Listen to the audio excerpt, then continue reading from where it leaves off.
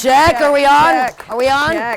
Check. Are we on? Are we on? Mics go to the video, but they don't actually go to. Come on, girlfriends. We're double dipping today. Good morning, friends. Right. First of all, where is Dawn Olson? Dawn Olson traveled on a bus from where the fuck? You know, pardon me. Am I allowed to F-bomb it? I start early. From Indianapolis? 2:35 in the morning to get here. Just thought you might want to know. So the part of you that thought, I got up at 6 a.m., kill yourself next to this woman. This is incredible.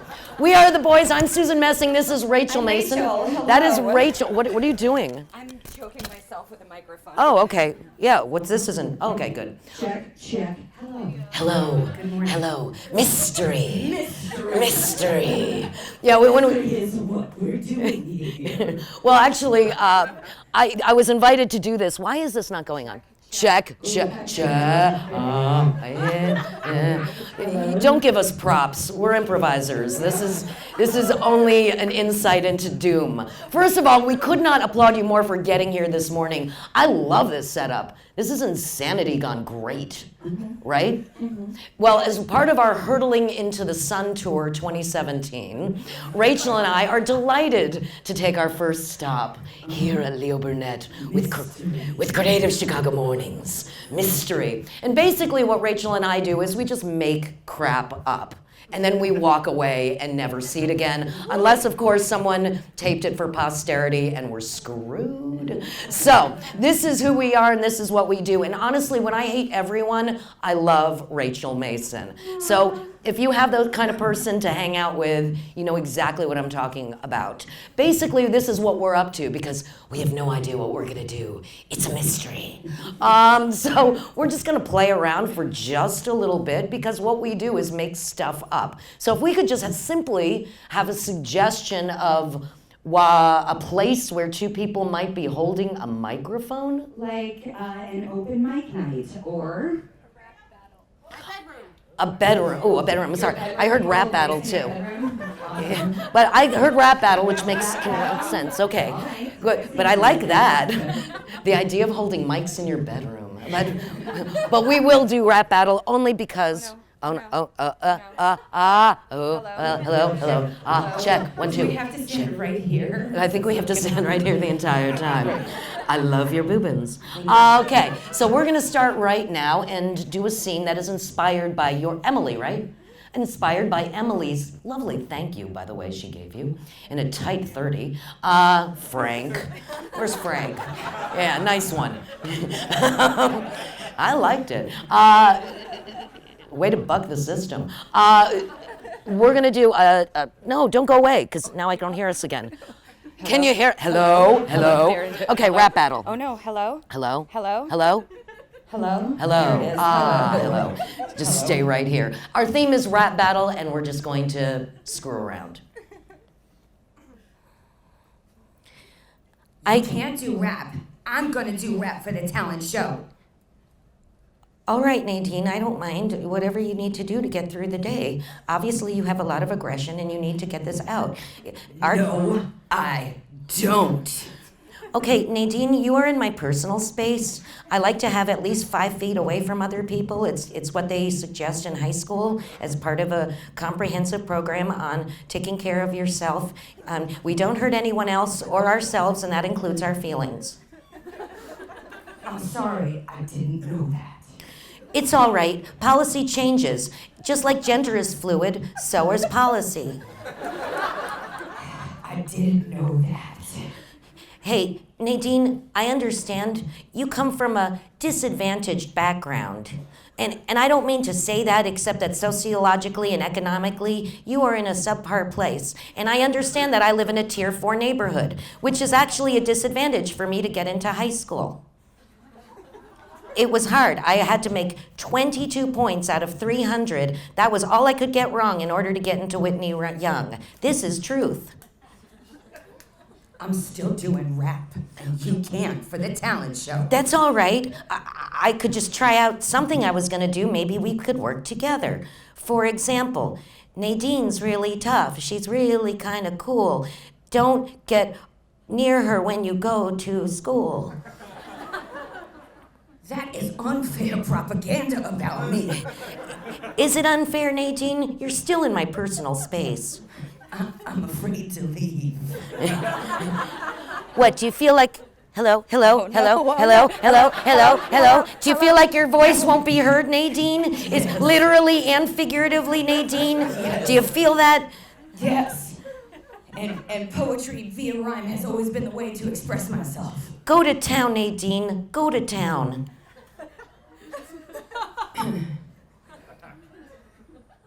Well, I go to school, gonna do a talent show. Got my friend, and you know I'm gonna blow. We're gonna do it together today. We're gonna do... No, that's terrible. I like that, Nadine. Right? Like your white privilege is showing when you beatbox, okay? You're right.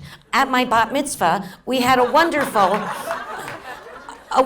rapping man. I found him to be... I didn't even get a 12th birthday. Bat mitzvah. Well, it's 13 for bat mitzvah, but a 12th birthday, did you just cancel it because it was a bad day? Yes. I'm sorry, Nadine, and I'm sorry I didn't invite you to my bat mitzvah, but now I know why. And my toughness is just a self-defense mechanism.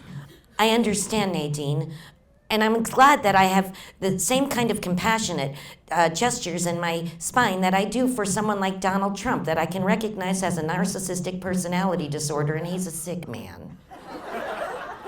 I think he's awesome. And thank you. Yes. We just making up stuff. Actually, this is just like Rachel and I in a car, screwing around any day. We have no idea what we're going to say. Really. Well, it starts even before that. The first greatest sense of mystery is when we look out at you and we go, may we have a suggestion, please? And we're kind of like, oh no, what are they gonna know? But I'm excited about that because a suggestion is only the beginning. So that when you kind of get that whiteboard full of ideas and you're sitting there and you're looking at it and somebody goes, oh man, that is a really stupid idea. Out of something stupid often comes something incredibly brilliant. So when I kind of relax my crack and enjoy the ride, I've even had people say to me things like, you know, when you said the word the, it totally inspired me to think of blank. So I thought to myself, what if there were no stupid suggestions? What if I reframed everything to talk myself in instead of out of it? Because you kind of think, well, there are those people I love to work with, but we're improvisers, so we're supposed to be malleable. So that means we're supposed to be able to learn how to play with everyone, including the worst personality you could possibly have. In that way, no suggestion is ever a bad suggestion. We can make it meaningful and bend it and break it and turn it into whatever we want. To use analogy and metaphor, to make it art or fart. I don't know. I know she's looking at me like, kill yourself, Susan. Kill yourself. Yeah. But for us, this is our joy. For me, normally, I had to give a TED Talk once, and believe me, I had... No. What I'm saying... No. She's giving 2 TED Talks. Yeah, but one looked like it was in a Motel 6, so that one's not posted. It does. It makes me look like... Very true. Ironically... Okay, never mind. But the point of the matter is I really had to prepare that. And for an improviser, that's really kind of actually restricting for me. And even the one joke I put in, I was worried about the censors, and had to fight for my right to say anal probe by aliens, which I thought was great. Thank you. That also said Anal probe by aliens. I thought in the history of TED Talks, I should be the only one who gets to say that. So I was very proud of myself for that. I really was. But But the point of the matter was, for today, I thought to myself, if the theme is mystery, why not kind of get excited about the unknown? And like I said, it could create panic, which again creates paralysis, or I could just kind of open myself to the idea of, ooh, this could be incredible. I like to say that the difference between a novice improviser and an experienced improviser is neither one of us knows what's going to happen next. I just don't give a shit. Yeah, actually, we're really excited about I that. cannot wait to see what the hell is going to happen. Yeah, it's true. How did we get from here all the way to here versus I have to plan it perfectly? I think sometimes we get really upset when things don't go according to plan. So Rachel and I almost always, and not in the performance venue, that's completely out, that's sky's the limit. But in terms of even our lives together, when we tour together, I kind of go, you know what, we have a plan A, but we also have a B and a C, because I know she's gonna panic about something. Yes. She does. Or the things that upset her don't upset me, and vice versa. We're a really good balance with each other. So I kind of feel like, well, what's the worst thing that's going to happen? I'll be here with you and we'll make it up. Yeah, we'll make it up, and then we'll go home and sob into each other's bosoms. Seriously, that might just happen. I wholeheartedly agree with Susan. I said if it's mystery, then we should improvise. Then we can show the possibilities of unpacking a mysterious suggestion, and we can talk a little bit about this mysterious process of co-creation that happens between improvisers, where I make an offer and she accepts that offer. And you know what's even funny? She said the word offer. That gives me the opportunity to reject it. It's always a gift. Even hate for me is a gift. If you give me something, I am going to use, reuse, recycle, and repurpose that bitch. So even for example, if your family came from, I liken it to a depression mentality. If you have a family member that really loves to save the food, so you make chicken, and then you make chicken soup, and then you take the chicken fat and you smear it on some rye toast, and then you make wind chimes. You know what I mean? I don't screw around in this. Everything she says to me is golden.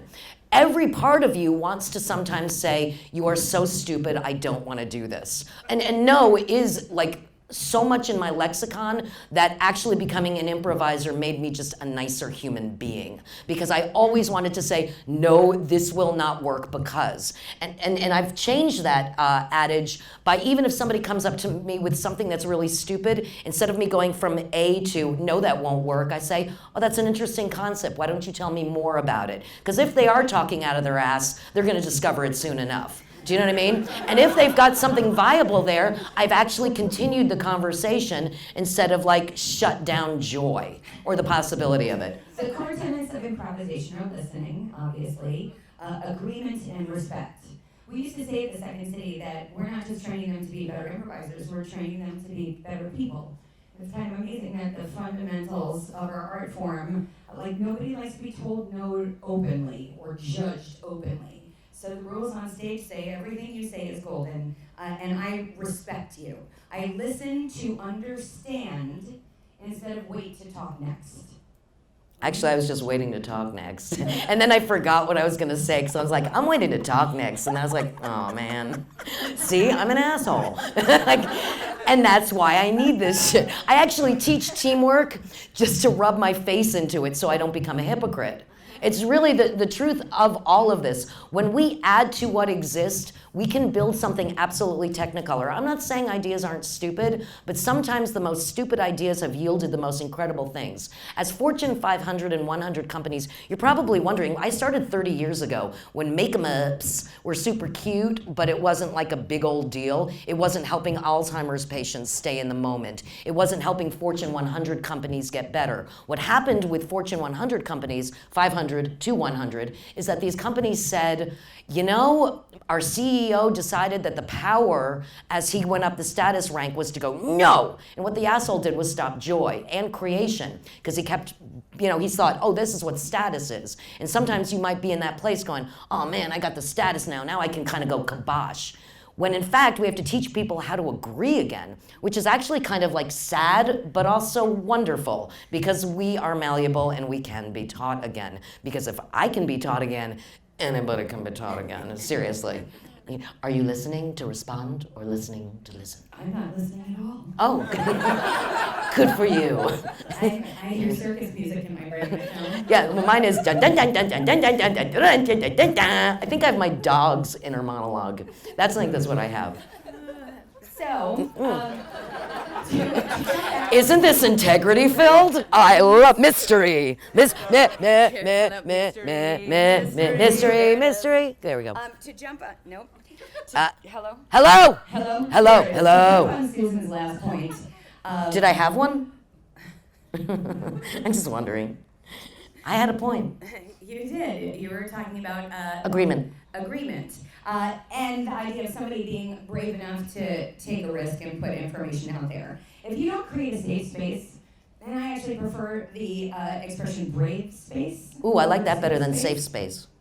If you don't create a space where people can sort of feel free to information dump, like during ideation, like if you don't have permission, totally judging you, to like give your stupid idea. God, that's dumb. If she hadn't heard it, it wouldn't have inspired her to her brilliant idea, right? And now the stupid idea is just as important as the brilliant idea that inspired it. Yes, and doesn't mean that every idea is a good idea. It just means that every idea gets the chance to be explored. And that way people feel respected. All their ideas make it to the board. And then we can sort of mercilessly hack away at what we know won't work. Because every idea got to be explored. What I also like about that is agreement alone is not enough. When we say yes and is your mark on it. This is a room full of very creative people. Oftentimes you want to say yes, but I have this other idea. And I'm saying, yes, what if we added to what existed and built that first? Then we would stop having a million ideas and maybe 10 pretty awesome ones that could be a plan A, B, C, or D, which is really great to know because you know when you go to client, half of them are gonna go, that's not gonna work, because someone else is gonna try to shut you down after your brilliant teamwork beforehand. So you kind of work around it. What I hate to say that I've done is I've oftentimes pretended it was somebody else's idea when I've come up with something. I do. I said to a very leading person in the Chicago theater community, I said, and I really did say, and I actually said, when you said the word the, it totally inspired me to think of X. So this human being thought it was their idea. And I'm like, great, it got implemented. So I didn't give a crap as long as it got done. So I know that part of us that wants to take ownership of stuff, but I kind of think to myself as part of a creative process, I've got a million of them. When you yes and, however many of you are in the group, you create something bigger than you could have alone, but for which each of you is equally accountable. That's a big deal. That means now, like, everyone's on the same side and everyone succeeds when the thing moves forward. It's like the ideal situation. I was just staring at you going, oh, Rachel, you're so full of integrity. Stop it. No, I'm not. She's got business acumen. I love it. That. Yeah, there you go. I needed that fart in the morning. Speaking of which, fart in the morning, would anybody like, what a wonderful segue, Susan. Thank you. This is why I make the big bucks. And if anybody has any questions right now about applications in your own creative world, please throw it out. Or questions about improv and comedy. Oh my God. We're not experts in your world, but we are in ours. Yeah. So. Are we experts? No. What you got? Anybody? Be brave. Oh, you got a hand. Go for it. Way in the back. Yell it out.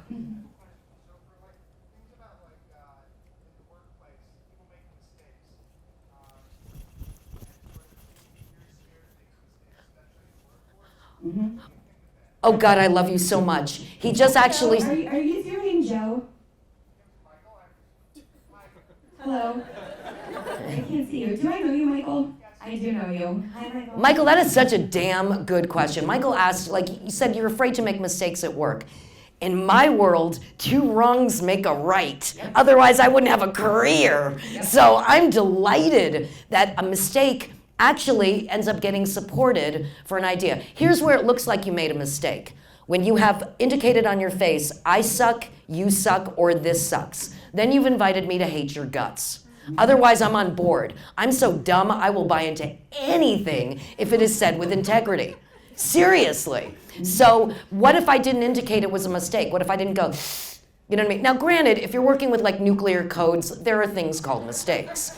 But if this is a creative process, it's an idea. It might work, it might not, but we don't know where it's going to go unless you try. And like in a classroom situation, at least when I'm teaching, I tell students to fail and fail hard. I say that the worst thing that happens from failure is you will learn. Now, I think there's a difference between sort of like failing and failing. Yeah, we fail with And I joy. think this one, like at least on stage, I will watch all day. What I encourage students to do is to fail hard, like to actively make mistakes, to try on the wrong thing so that they don't have to do it in the real world. When students make mistakes in the real world, I tell them to fall on their sword. Accept it, own it, right? Own it. I made that mistake, I own it, and now what can I do to help? When I work with comedians and actors, I said to them, an audition is a free workshop. That to me is like invaluable when I started reframing my mind to talk myself into that. As Cheflets? Am I close? okay, she's very happy she made a connection. Thank you, Rachel. Sorry. She and I are like gnats for brains. We're like fruit flies. We're terrible. Mystery. One of the things that is, now what was I just saying? I'm so sorry. Oh my God, kill me. One of the things that I find super cool about an audition is it is a free workshop. What if we came in and you can say job interview, how's that? Or pitching an idea. What if you came in and you said, ooh, I can't wait to try this on, see if I can do what this asshole wants me to do, and then leave and have an awesome day, and that my value and validation will not be based on your approval. Because I might not get cast because I look like your ex-girlfriend. So I don't care at this moment. So I'm still gonna be an artist no matter what. And it can be hard for an artist as our primary source of creation to separate ourselves from our art. It can be even harder for our audiences to do that. And I think like we have to leave a buffer between ourselves and the art.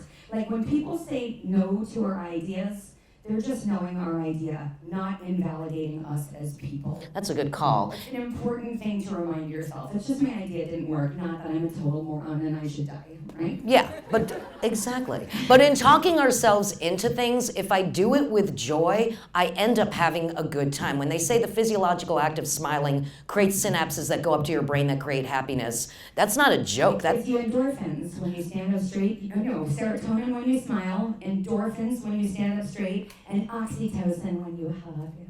Oxytocin. Doesn't that sound like isn't that a drug? Oxycontin. Thank you so much. Dude with the mohawk. And I had just said earlier, I thought your hair was super cool with his mohawk, and you even got cooler just now. Here's the thing I want to revisit one more time about two wrongs make a right. One time on stage I said, I know, I'm going to use you in this example, Rachel. Rachael, mystery. I once said Starbucks on scene.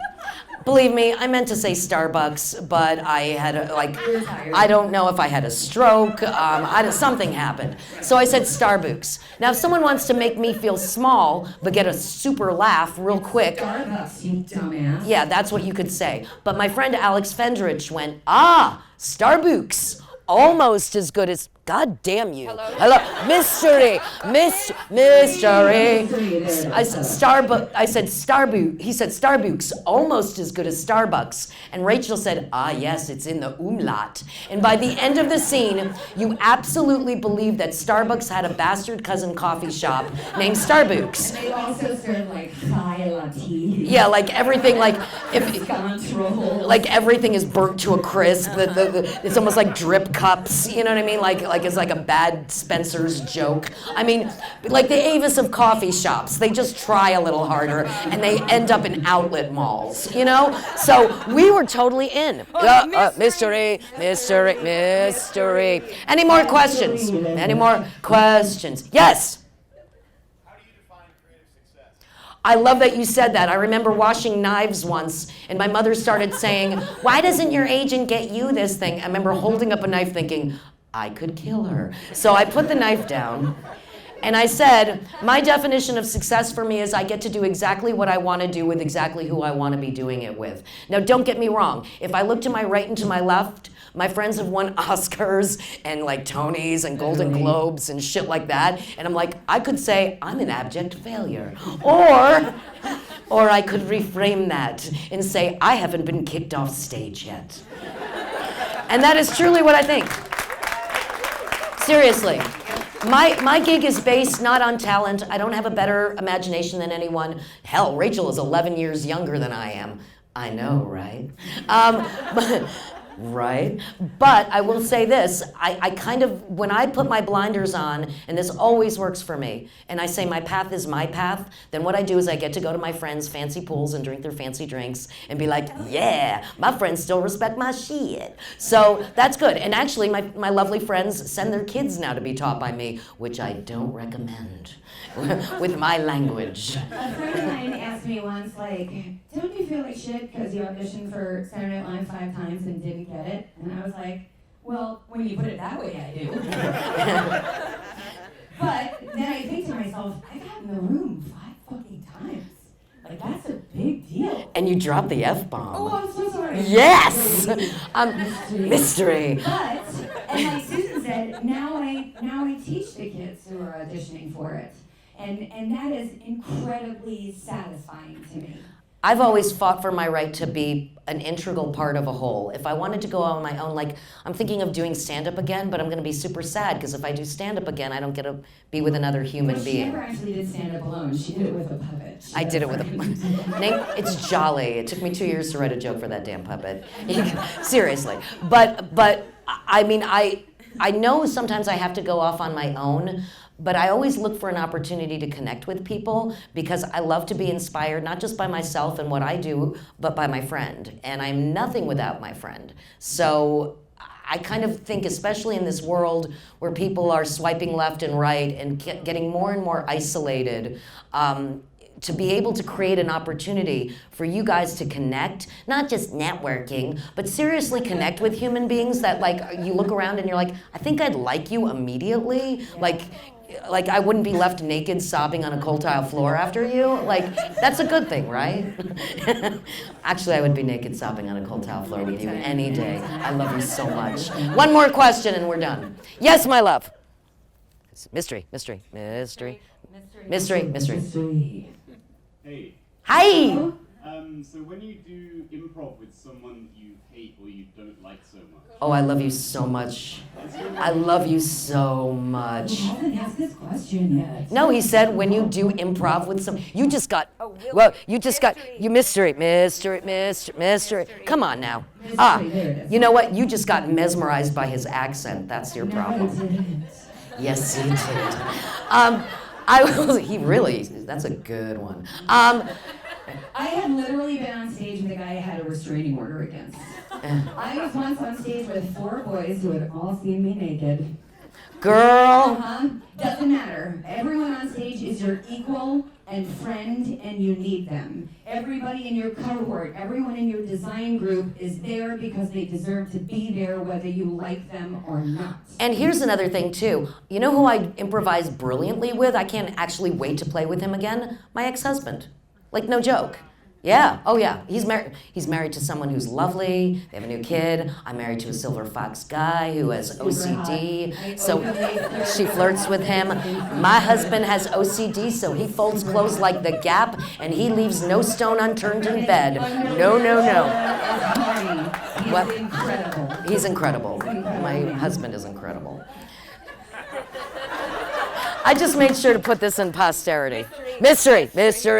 I got that out. I got that line out before the mics went dead. Mystery. I think Trump did this. Trump.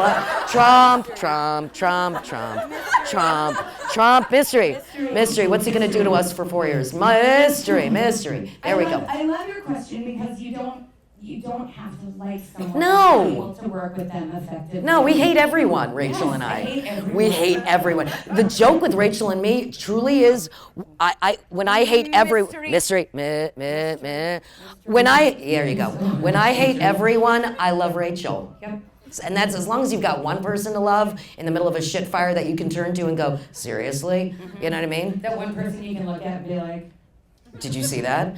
And then actually your judgment sort of abates once the anger goes away. So that's pretty good. not to mention I've seen Second City casts who love each other and make okay shows, and Second City casts who Hate each other and create incredible shows. Yep. So go figure. Maybe that friction, I don't know, maybe it does something. Yes and no. I think that we could make the ride easier. Every day Yes. it could be better. In a world that seems very, very strange. I think right now it's really hard working in a world that's filled with hypocrisy. Yeah, we need to cling to each other. We need to be friends. Yeah, exactly. Anytime we can look for an opportunity to find compassion and connection, I'm all for it. So hug me hard. We need each other.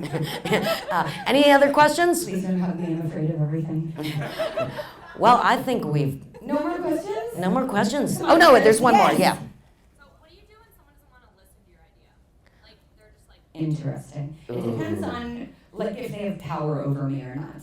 Like, if it's my boss, I might try a couple of angles of entry. If it's a coworker, I might assert myself differently. I know that, like, if I feel it's worthy, I won't give up on it until I get the hard stop. And then I did the best I could.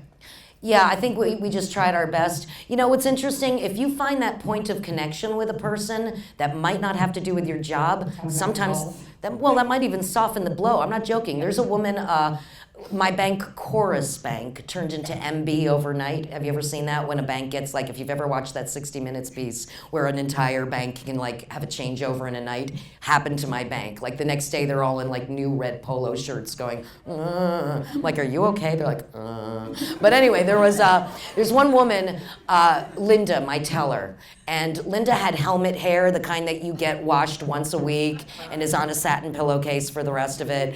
And she was the slowest teller in the world. I hated Linda. And you know, I'm such an important person. So while I'm standing in line waiting for someone, you're like, don't get Linda, don't get Linda, don't get Linda. Fart, I have Linda. Because Linda was like the slowest teller. She's like, what? Like, she would take forever. And you know, like I said, I'm super important. So one day, that was a nice snort. With mystery. So one day, I get up to the top of I get to the front of the line, and I'm like, shit, I got Linda again. Linda's slowly counting out the bills, and she looks up at me and she goes, how's Sophia? Now, Sophia's my daughter and my Achilles heel. And I just was like, oh, Sophia's doing this, and she cracked the code at the sound table at Montessori, and blah, blah, blah, blah, blah, blah. Now, I can't wait for Linda. Linda, take your time. You know, like, She's obviously found some good friend who plucked the weird hair. You know what I mean? I love Linda. I love her. And Linda was like my day-to-day bullshit nemesis. Do you know what I mean? That dumbass. Like, because I'm so important. You know what I mean? That's why when you go to Europe and you get lost, you're like, I'm not lost, I'm in Europe. Do you know what I mean? Like, as opposed to, God damn it, where's Lake Street? You know what I mean? So that's why I'm enjoying the ride more instead of, I've got to get from here to here. When you set up life like 5 shots, like a good pool player, 5 shots ahead, that's how I keep my kid alive. I've got to take her to Ken show today, and then da-da-da, and then I've got to do that. You know what I mean? Like that kind of thing. This moment here might be the only time I really get to slow down and enjoy exactly where I am. Exactly where I am. And if we kind of stopped and just slowed down and enjoyed where we are, even sometimes in hell, and kind of went, no one's so hellish, or this is interesting, or looking at it from a sociological angle as opposed to a personal angle, we could be getting off a lot more. Is that it? Mystery. Well, I think it's time for you kids to network. Right? Sure. I just made networking so sexy. Yeah, what do you think, Jen? Did we do it right? Yeah, you did it great. Awesome! Mystery! Mystery! Thank you.